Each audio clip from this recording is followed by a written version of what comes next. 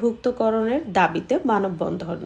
স্বতন্ত্র ইবতেদায়ী মাদ্রাসা এমপিও ভুক্তির প্রতিক্রিয়া বিলম্বিত হওয়ার প্রতিবাদে মানববন্ধন কর্মসূচি পালন করেছেন মাদ্রাসার শিক্ষক ও সংশ্লিষ্টরা। সোমবার সকাল 10টায় জাতীয় প্রেস ক্লাবের সামনে এই মানববন্ধন অনুষ্ঠিত হয়। মানববন্ধনে অংশগ্রহণকারীরা অভিযোগ করেন, দীর্ঘদিন ধরে স্বতন্ত্র ইবতেদায়ী মাদ্রাসাগুলো এমপিও ভুক্তির আশ্বাস পেলেও বাস্তবে কোনো অগ্রগতি নেই।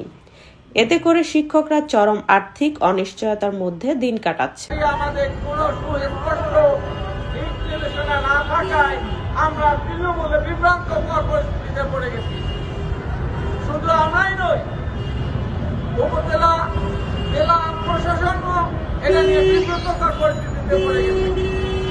যার প্রেক্ষিতে আমরা যেভাবে পারছি যতটুকু আমাদের তথ্য উপলব্ধ আছে তা আমরা উপস্থাপন করার চেষ্টা করেছি।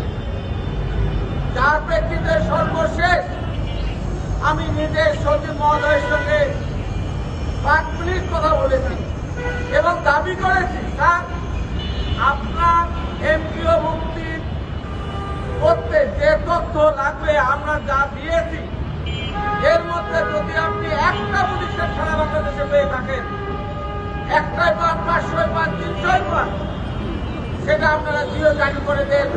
আমরা যেন আর রাস্তায় না যাই, আপনাদেরকে হেয় প্রতিপন্ন করতে না হয়, আমাদের যেন হয়রানি না হয়, দেশের মানুষ যেন আমাদের প্রতি এই ঘৃণা জন্ম না হয়।